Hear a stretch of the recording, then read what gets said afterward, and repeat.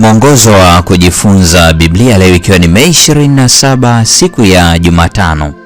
Mada ya leo inasema sheria na Injili.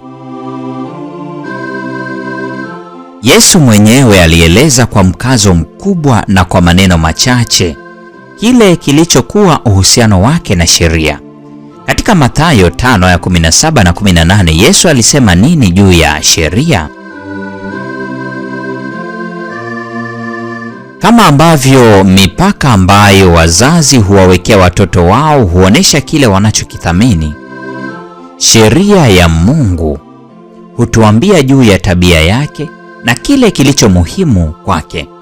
Mungu alitupatia sheria yake kulinda uhusiano wetu naye na sisi kwa sisi, akijua kuwa sheria yake ingeongoza kila nyanja ya maisha yetu kadiri tunavyokuwa katika yeye. Hata hivyo, ni nani ambaye hajawahi kupatwa matokeo ya kutisha ya kile ambacho dhambi, uvunjaji wa sheria, imesababisha kwa kila mmoja wetu? Upendo kwa Yesu upo katika kiini cha sheria. Yesu alisema, "Mkinipenda mtazishika amri zangu," Yohana 14:15. Tunapompenda Yesu kwa dhati, kiasili tunasukumwa kushika sheria yake. Tutakapoiona sheria yake vyema, tutajisikia kusukumwa kumpenda Yesu zaidi, na hata cha muhimu zaidi, daima ikidumisha mbele yetu mwonekano wa msalaba na kifo mbadala cha Kristo kwa ajili yetu.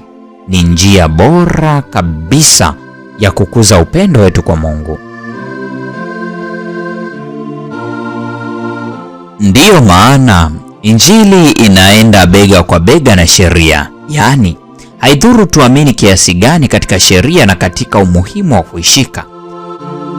Imetupasa kukumbuka kwamba kwa suala la kusimama kwetu kisheria mbele za Mungu, kazi ya sheria ni kuhukumu tu.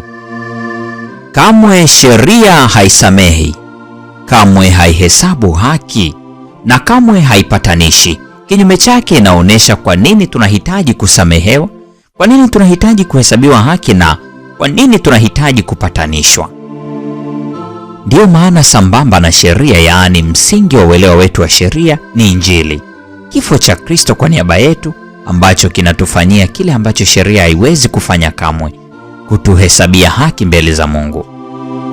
Soma aya zifuatazo: Warumi 3:28, Warumi 4:13 hadi 16, Wagalatia 2:16, Wagalatia 3:13 na Wafilipi 3:9.